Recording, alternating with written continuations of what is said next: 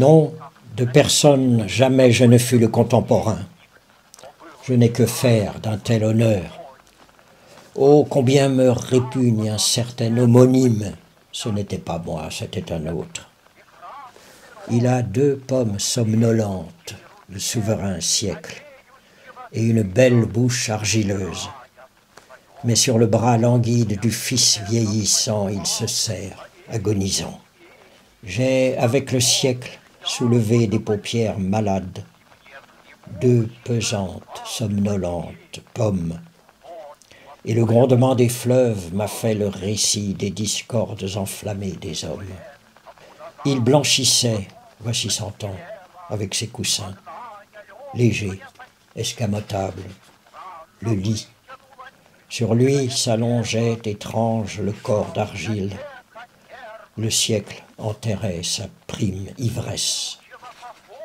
Au milieu de la grinçante progression du monde, comme elle était légère, la couche. Voilà, si nous ne nous forgeons pas d'autres siècles, durons la durée de celui-là. Dans la chambre chaude, dans la tente ou la carriole, le siècle agonise. Mais plus tard, 2 pommes somnolentes sur l'hostie de corne luisent comme le feu d'un plumage. 1924.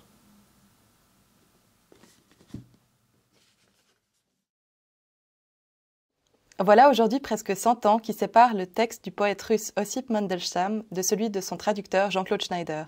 À l'occasion de la 6e édition du Printemps de la Poésie, nous avons l'honneur d'accueillir Anastasia de la Fortelle et Jean-Claude Schneider pour discuter de la première publication en français des œuvres complètes de Mandelstam dans une coédition de la Dogana et Le Bruit du Temps.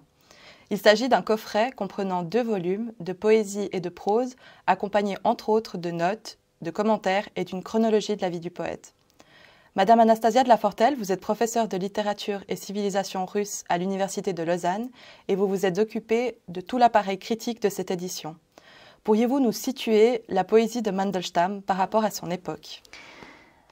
La poésie de Mandelstam mûrit au début du XXe siècle, l'époque qui connaît un très grand foisonnement, je dirais même un foisonnement bouillonnant d'écoles artistiques.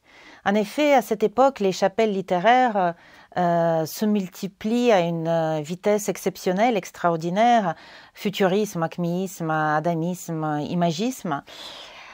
Mais à un moment donné, tous ces nouveaux mouvements artistiques finissent par prendre la place du courant littéraire qui était dominant sur la scène littéraire depuis la fin du XIXe siècle et qui était le symbolisme.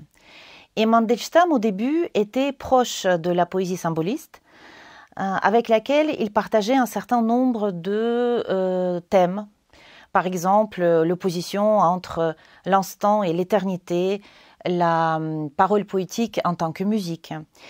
Il partageait avec l'école symboliste, en outre, quelques-uns de ses principes esthétiques, et notamment ce combat que menait l'école symboliste contre la fonction prosaïque du langage.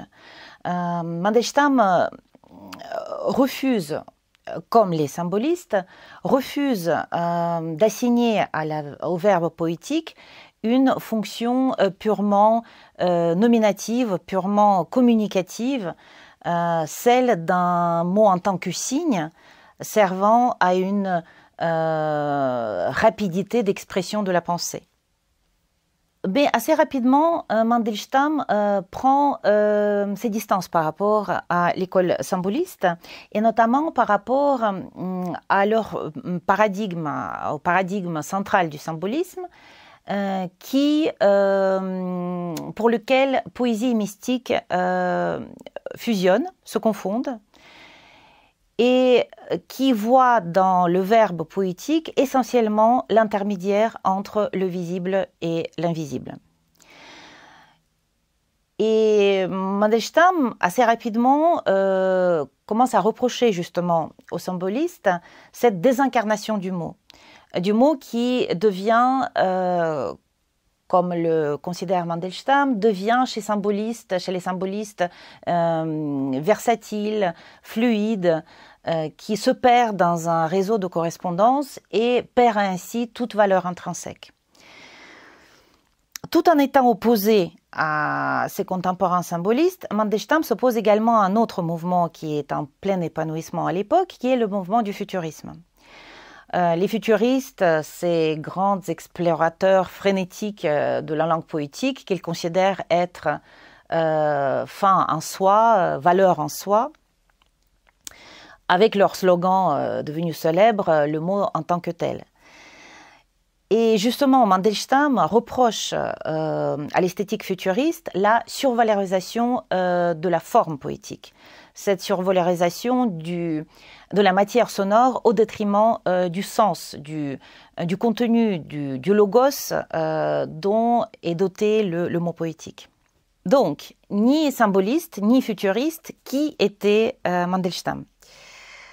Dès 1911, Mandelstam rejoint le groupe littéraire qui se forme sous l'égide de Sergei Gorodetsky, Nikolai Gomilov et Anna Akhmatova et qui porte le nom des ateliers, de l'atelier des poètes. Déjà, d'ailleurs, ce nom met l'accent sur cette idée de la création littéraire en tant que technique, en tant que métier. Assez rapidement apparaît un autre nom qui est celui d'acméisme, qui vient du mot grec acmé, qui signifie apogée. Et Mandelstam écrit un des premiers manifestes de ce mouvement acméiste, qui est son article de 1912, Le matin de l'acméisme. Quels sont ces principes esthétiques et poétiques de la nouvelle école acméiste à laquelle adhère Mandelstam ? Donc moi je dirais que à l'imprécision et à l'abstrait de l'écriture symboliste, l'écriture qui se caractérise par un côté imprécis, indéfini de la structure sémantique, Mandelstam oppose, donc Mandelstam poète acméiste, oppose l'équilibre, la netteté de forme, de rythme, l'expression, la précision de l'expression. Donc le mot devient le mot poétique devient pierre, comme le proclame d'ailleurs à haute voix le premier recueil de Mandelstam, Kamin. Et le poème est comparé à une cathédrale verbale érigée par le poète qui n'est plus un rêveur, mais plutôt un artisan, un tailleur de pierre qui combat la résistance de la matière pour donner à cette matière, pour transformer cette matière en une construction harmonieuse. D'ailleurs, les métaphores architecturales occupent une place très importante dans l'imaginaire aussi bien poétique que métapoétique de Mandelstam. Et donc, quelle serait pour vous la caractéristique principale de la poésie de Mandelstam ?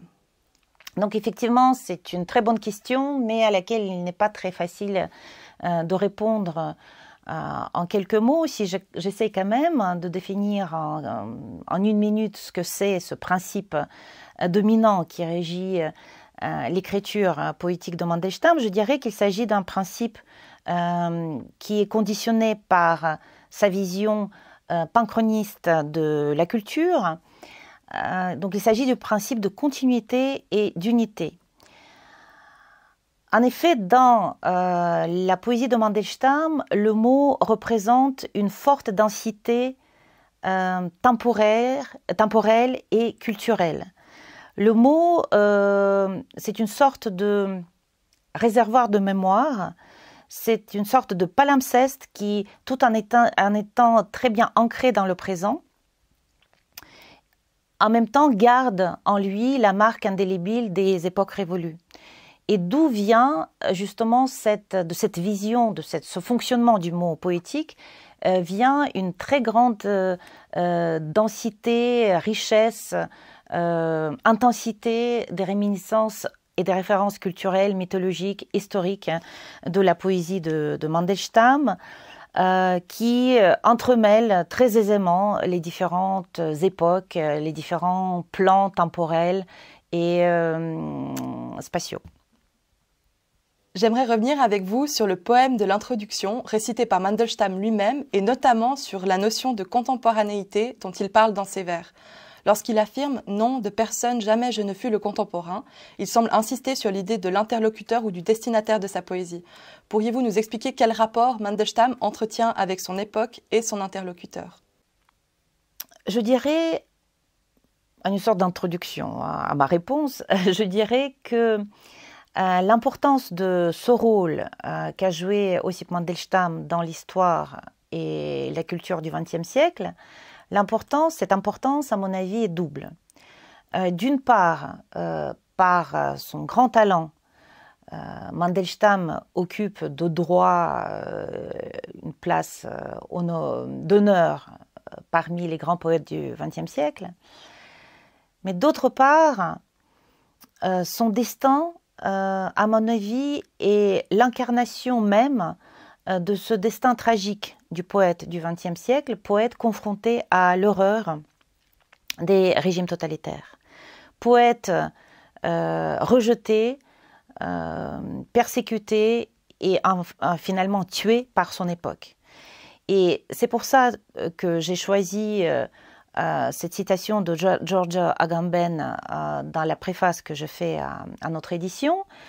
La citation où Georgia Agamben définit le contemporain en tant que celui qui a reçu en plein visage le faisceau de ténèbres qui provient de son temps. Et de ce point de vue, Mandelstam, bien évidemment, était contemporain de son époque, parce que il était celui qui a reçu en plein visage ce faisceau de ténèbres qui provenait de son temps. Mais en même temps, le cheminement artistique, le cheminement humain de Mandelstam, le cheminement qui était marqué par des moments de force et je dirais même d'héroïsme, et en même temps par des moments de faiblesse, qui est tout à fait naturel, ce cheminement humain et artistique s'est déroulé sous le signe d'une forte résistance à ce léviathan soviétique écrasant l'homme.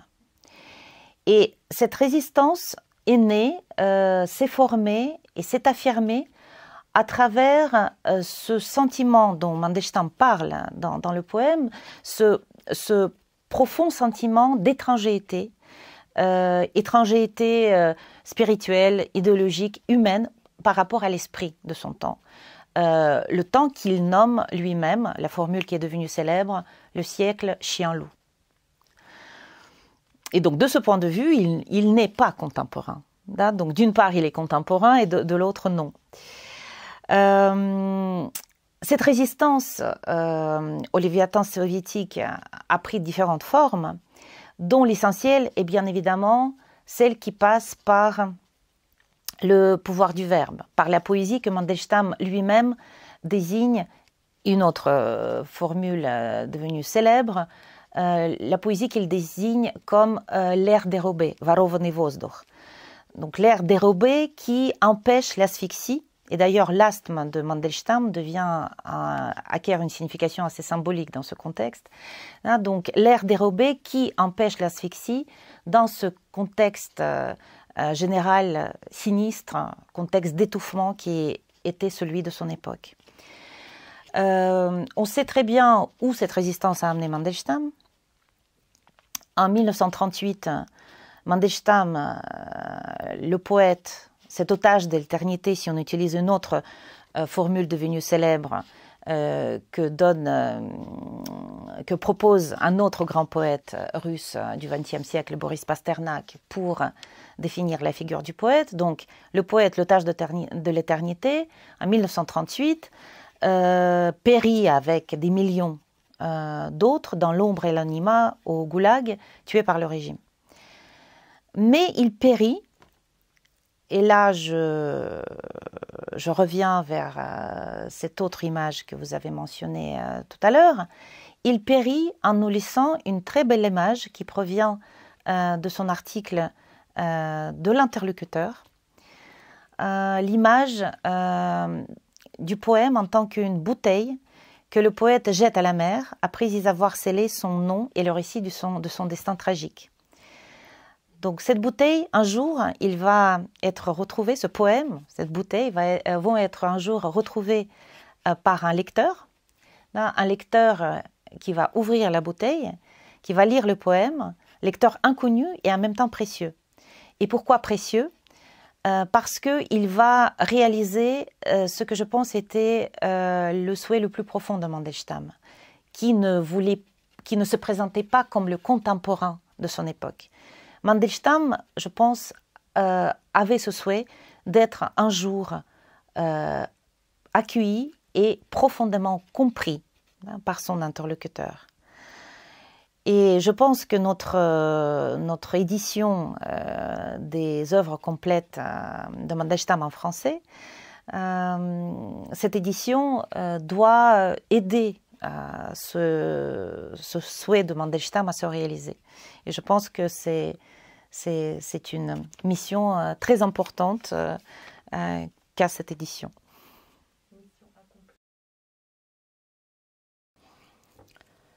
Jean-Claude Schneider, vous êtes poète ainsi que traducteur de l'allemand, mais pas seulement puisque vous avez récemment traduit les œuvres complètes de Mandelstam. Ce travail, pour lequel vous avez reçu le prix de traduction poétique Nelly Sachs en 2018, vous a demandé presque 6 ans. Avant de nous pencher sur tout ce processus de traduction, expliquez-nous comment avez-vous découvert Mandelstam?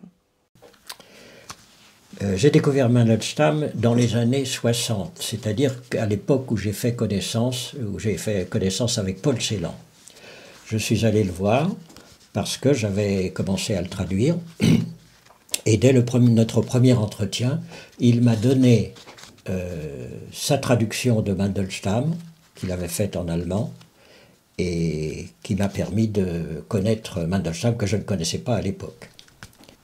J'ai lu évidemment attentivement cette traduction et puis quelques années après, c'est-à-dire au début des années 70, il a été question de fonder une revue avec Claude Esteban, une revue qui s'appelait Argile. Pour travailler à cette revue, Claude Esteban, qui était le directeur de la revue, m'a demandé d'apprendre une autre langue, de manière à ce qu'on puisse traduire des poètes ou des auteurs étrangers.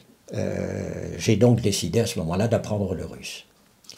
Et en même temps, j'ai fait la connaissance de Viraline Artova, qui est une jeune poète, qui à l'époque était un jeune poète tchèque, qui venait d'arriver en France. Et ensemble, nous avons décidé de traduire, comme première traduction, de traduire l'Entretien sur Dante d'Ossip Mandelstam. Donc c'est avec son aide que j'ai fait cette première traduction à une époque où je commençais seulement à déchiffrer un petit peu la langue russe. Je n'aurais pas pu faire ce travail sans elle, bien évidemment. Et cet entretien sur Dante est paru alors, dans les premiers numéros de la revue Argile. Et en même temps, quand j'ai eu faire ce travail, je me suis attaqué à quelques poèmes de Mandelstam, que j'avais longuement lus, évidemment, dans la traduction de Paul Celan. Et ces poèmes ont été publiés aussi dans la revue Argile. Ensuite, Florian Rodari, qui dirigeait les éditions La Dogana, en Suisse, a décidé d'abord de publier ses traductions dans un numéro spécial des Belles Lettres, consacré à Mandelstam, et puis après de faire un volume spécial. Donc il est paru à ce moment-là c'est paru en volume l'Entretien sur Dante de Mandelstam. Voilà, par la suite, j'ai traduit d'autres poèmes que j'ai publiés dans diverses revues.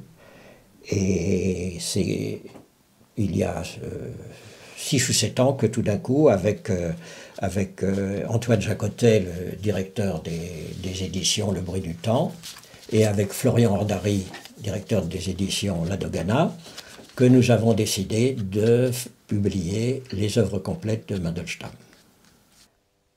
Alors vous disiez que vous avez commencé à lire Mandelstam en allemand. Qu'est-ce qui vous a frappé lors de votre première lecture de l'original en russe? Ce qui m'a frappé, c'est que Paul Celan a d'abord traduit avec des rimes. Ce qui, à mes yeux, ne pouvait pas se faire dans la langue française. Pourquoi? Parce que toutes les traductions de poésie étrangère qui se font avec des rimes en langue française finalement ressemblent à des vers de Mirliton et ça donne des solutions qui ne sont pas possibles. La plupart du temps, quand on regarde ces traductions-là, on s'aperçoit que le premier mot qui est à la rime, il est effectivement dans le texte original, et puis le deuxième, il a été inventé par le traducteur, donc il n'est pas dans le texte. La plupart du temps, c'est ce qui se passe. Donc pour moi, il n'était pas question de mettre des rimes, d'autant que l'évolution de la poésie russe et l'évolution de la poésie en France sont totalement différentes, puisque les Russes continuent à mettre des rimes, alors qu'en France, je ne vois pas qui aujourd'hui, très peu de poètes mettent des rimes à leurs poèmes. Voilà. Donc les rimes, c'était banni. Ce qui m'a frappé ensuite, c'est les grandes libertés que Paul Celan prenait par rapport au texte. Et on peut dire même un peu qu'il a, d'une certaine mesure, il a, je dirais, un peu célanisé la poésie de Mandelstam, ce qui donne des résultats très, très beaux. C'est magnifique, les traductions de Paul Celan en russe, mais ce n'est pas très près du texte la plupart du temps. Et moi, j'ai pour habitude, quand je traduis, de rester le plus possible près du texte. D'ailleurs, quand j'ai les premiers poèmes que j'ai traduits de Paul Celan, Paul m'a dit « Vous pourriez prendre plus de liberté, je vous trouve bien servile, prenez des libertés. » Mais c'est parce que c'était sa manière de concevoir les choses, ce n'était pas tout à fait la mienne. Voilà. Les traductions de Paul Celan sont très belles, elles sont très musicales, mais elles sont un peu éloignées de la formulation des poèmes russes. Et malgré cela, est-ce que d'autres aspects auraient pu influencer votre traduction? Alors oui, ce qui a pu influencer ma traduction, c'est les idées que Paul Celan se faisait de la poésie. Et c'est là que l'influence de Paul Celan est capitale. Tout cela est exprimé par Paul Celan dans un texte qui s'appelle Le Méridien, qui est une sorte de texte métapoétique sur sa propre poésie et sur la poésie en général. Donc je suis parti pour faire ma traduction de deux points de vue différents, de celui de Paul Celan, mais qui se rejoignent, on verra, de celui de Paul Celan exprimé dans le Méridien et du point de vue de Mandelstam lui-même dans le texte de l'entretien sur Dante.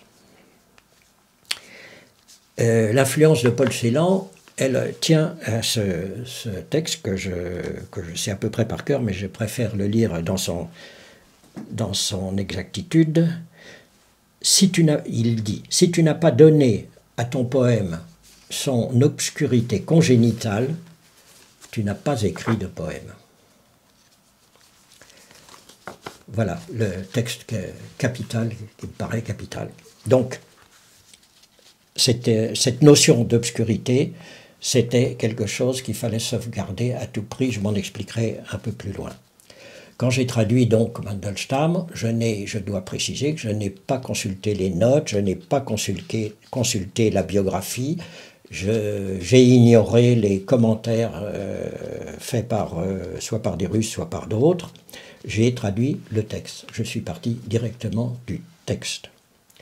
D'ailleurs, j'ai retrouvé récemment une petite phrase de Susan Sontag qui dit « On peut se référer à l'œuvre pour interpréter la vie, on ne saurait se référer à la vie pour interpréter l'œuvre. » Donc ça corroborait aussi ce point de vue que j'adoptais. J'explique un peu, il y a une différence fondamentale entre le texte abouti d'un poème et l'anecdote qui est à l'origine de ce poème. Et bien sûr qu'il y a une anecdote au départ, il y a une volonté du poète, mais le texte abouti est souvent très différent. Je voudrais faire une autre citation, je me suis référé, ça va toujours dans le même sens, c'est une phrase de Braque, le peintre, qui dit « Le tableau doit effacer le sujet. Pour moi, c'est la même idée. C'est-à-dire qu'il y a un point de départ et puis un point d'aboutissement et ils n'ont pas grand-chose à voir. Alors là, je me suis aidé des commentaires de Mandelstam sur la poésie. Mandelstam qui dit « Là où se décèle une commune mesure entre la chose et sa narration, les draps ne sont pas froissés, la poésie n'y a pas couché. » Paul Celan résume cette idée en une phrase très laconique. Il dit, lui, dans le Méridien, « La poésie brûle ses étapes ». C'est ce que Mandelstam, lui, de son côté, vous voyez, les deux univers poétiques de Paul Celan et de Mandelstam se recoupent profondément. C'est ce que Mandelstam appelle la convertibilité de la matière poétique. Et il l'explique dans un passage au début de l'entretien sur Dante qui me paraît fondamental et très imagé, tout à fait dans le style de Mandelstam. Il écrit « Traverser en un éclair toute la largeur du fleuve qu'encombrent d'agiles jonques chinoises faisant voile en tous sens, ainsi naît le sens de la parole poétique. Cet itinéraire, impossible de le retracer en interrogeant les bateliers. Il ne saurait dire de quelle manière ni pourquoi nous avons sauté d'une jonque à l'autre. » Donc c'est tout le chemin qui va donc de l'anecdote, de l'intention de départ du poète jusqu'au poème abouti que personne finalement ne peut retracer. J'ai dit tout cela pour expliquer que je pars du poème abouti et je ne m'occupe pas du chemin intermédiaire, de l'itinéraire, comme dit Mandelstam. Et cette obscurité, cette convertibilité dont parle Mandelstam, voilà ce qui doit favoriser, à mes yeux, ce que j'appelle moi le buissonnement des significations dans la parole poétique. Vous venez d'aborder un peu cette question, mais pour creuser un peu plus en profondeur, pourriez-vous nous expliquer quels ont été les choix que vous avez dû faire lors de la traduction des poèmes de Mandelstam ? Alors effectivement, j'ai parlé des généralités, de l'esprit général et du principe. Dans le détail, j'ai donc précisé déjà que je n'utiliserai pas de rime et qu'en revanche, j'utiliserai des rythmes. Alors ça, je vais y venir. Évidemment, partir d'un texte étranger et arriver à une formulation en français, il fallait que je trouve une formulation qui soit différente de la prose. Là encore, je me suis référé à une parole de Mandelstam qui dit « Ce qui distingue la poésie de la parole machinale, c'est que la poésie, justement, nous réveille en plein milieu du mot. » Voilà une phrase qui m'a paru extraordinaire quand je l'ai lue et qui m'a évidemment sauté au visage. Donc il s'agit de trouver une formulation. Cette formulation, elle tient essentiellement, à mon avis, dans le rythme. Alors comment j'ai procédé? Quand j'ai fait mes premières traductions de Mandelstam, j'ai traduit en vers libre. Et puis quand j'ai décidé de faire les éditions complètes, je me suis rendu compte qu'il fallait procéder autrement. C'est à ce moment-là que j'ai décidé d'inventer un rythme pour chaque poème.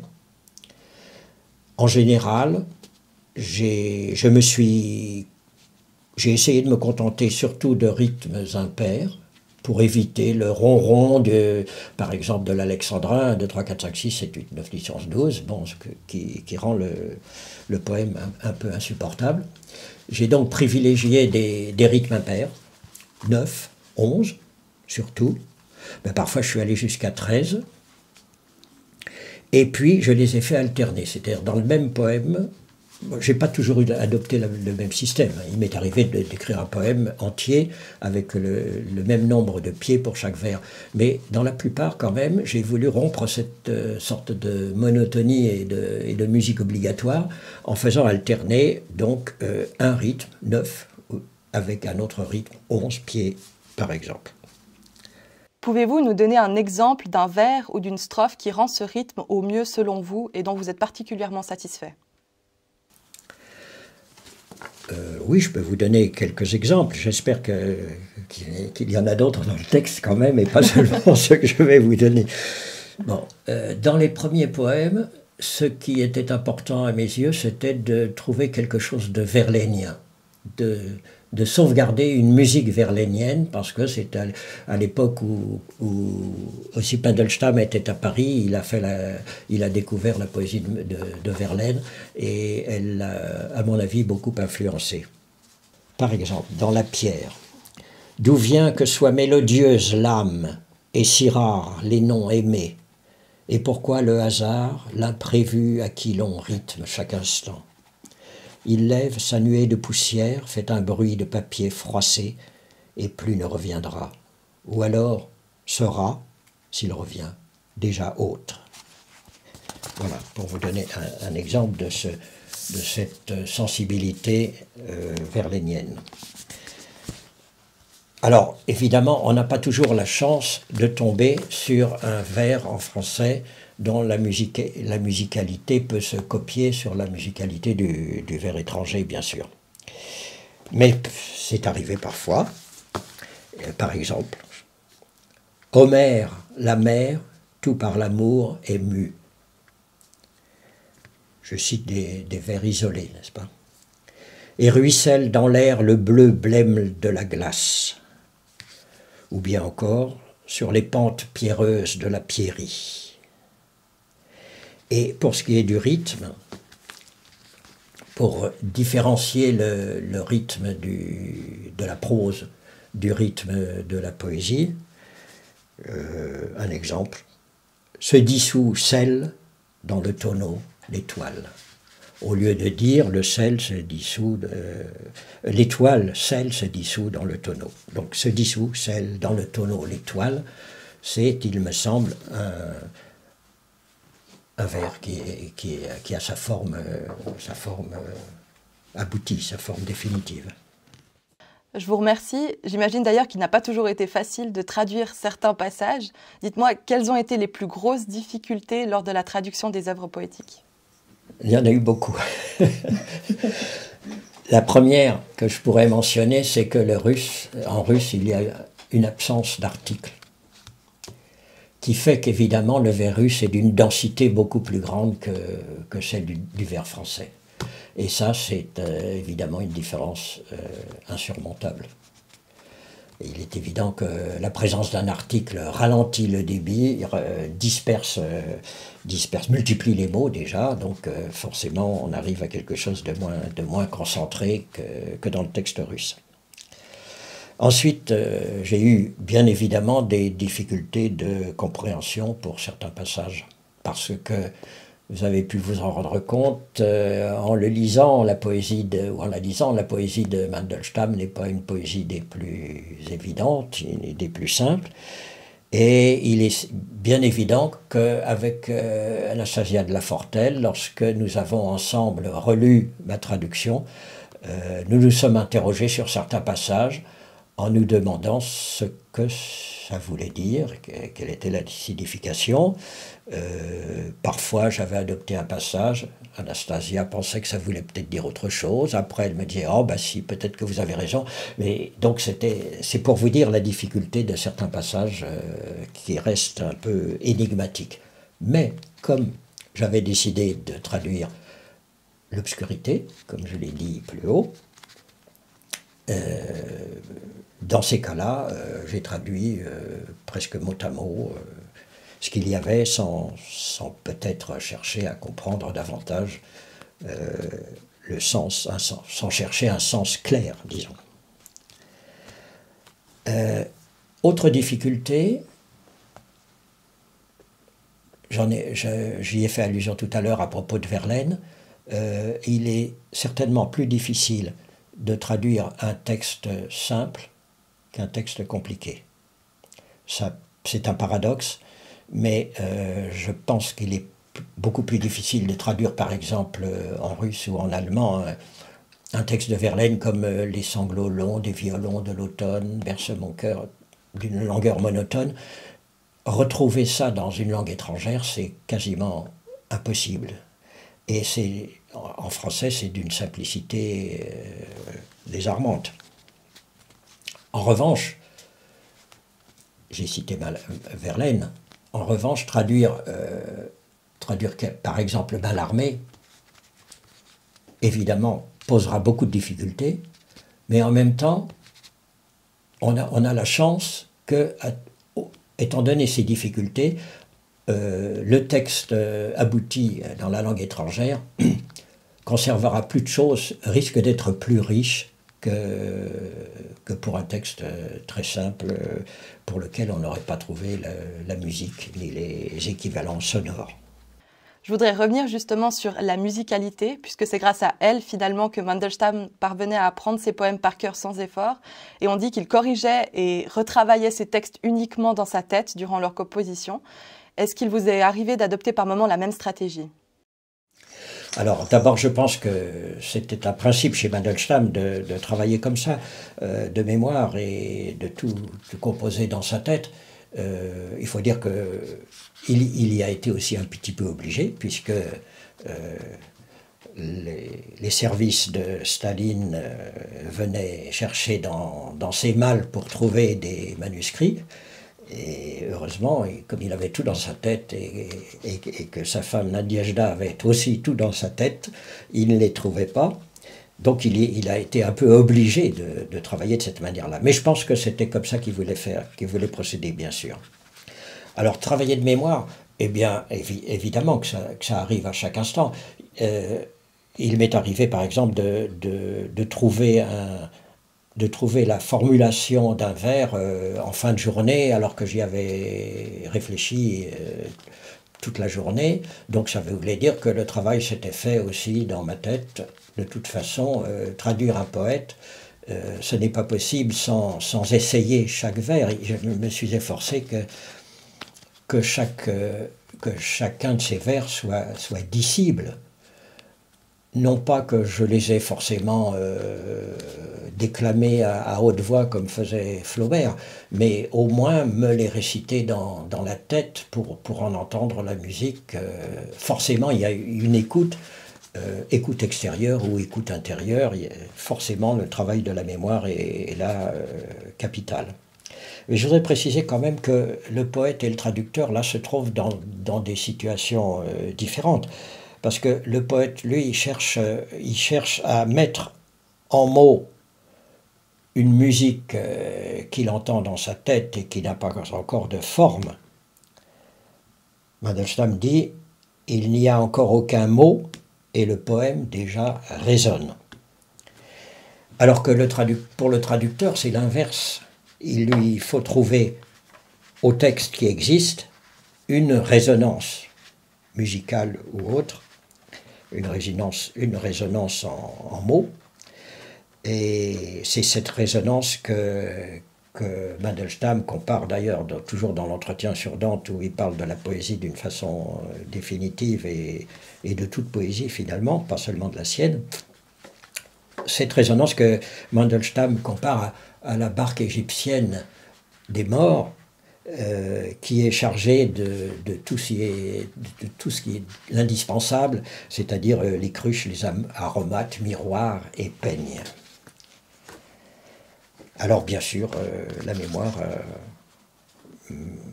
m'a accompagné tout le temps dans ce travail, forcément.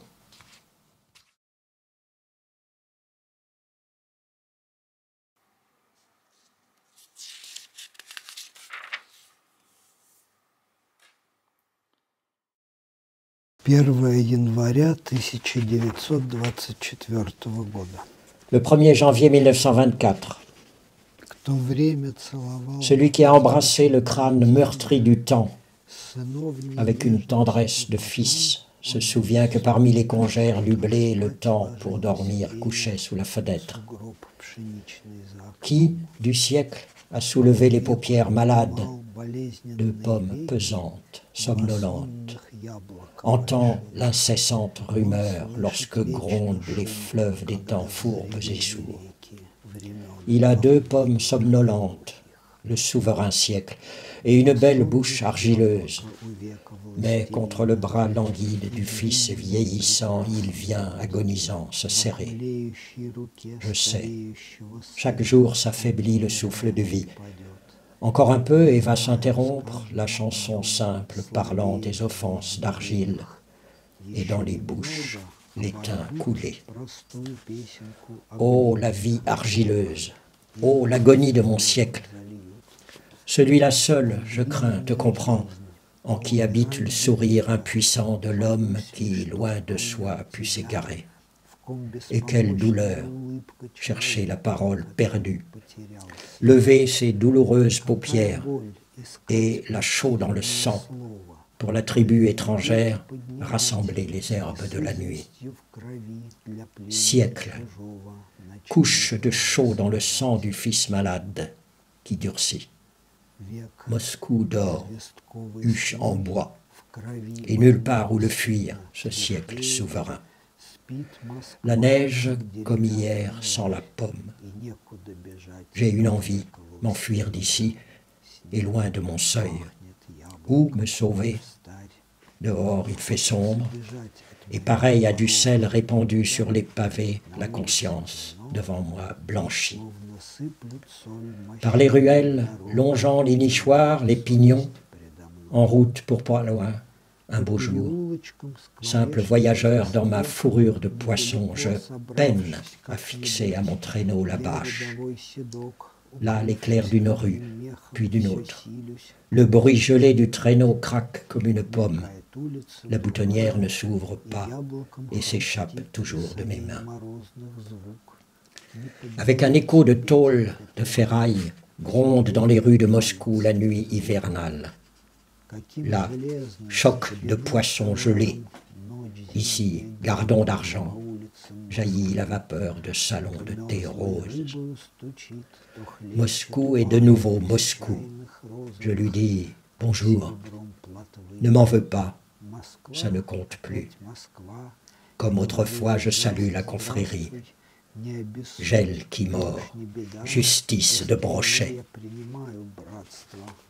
Neige où flamboie la framboise de l'apothicaire, et quelque part l'Underwood crépite, le dos du cocher est presque une archine de neige. Que veux-tu d'autre? On ne te touche pas, te tue pas. Beau est l'hiver. Le ciel de chèvre éparpille sa laitance d'étoiles qui brûlent. Contre les patins glacés, la couverture frotte son poil de cheval et claque. Les venelles, tout enfumées par le kérosène, ont tout avalé, neige, framboise, glace, et tout s'y desquame en sonatine soviétique, en souvenir de cette année 20. Se peut-il qu'à l'ignoble médisance, je livre, le gel comme toujours sans la pomme, la merveilleuse promesse faite au Carreta, ces grands serments jurés dans les larmes. Qui d'autre tueras-tu? À qui rendras-tu hommage? Et quel mensonge encore inventé? Arrache au cartilage de l'Underwood sa touche, tu trouves l'arête du brochet. Et la couche de chaux dans le sang du fils malade se dissipe, un rire gicle heureux. Naît, machine à écrire, ta sonatine simple, que l'ombre de ces puissantes sonates. 1924.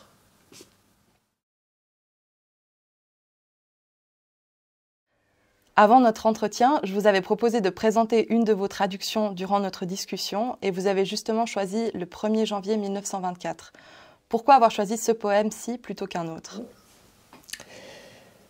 Eh bien, on trouve là, comme dans beaucoup d'autres poèmes d'ailleurs, mais pas dans tous forcément, tous les signes qui caractérisent l'imaginaire poétique, l'imaginaire de la poésie de Osip Mandelstam.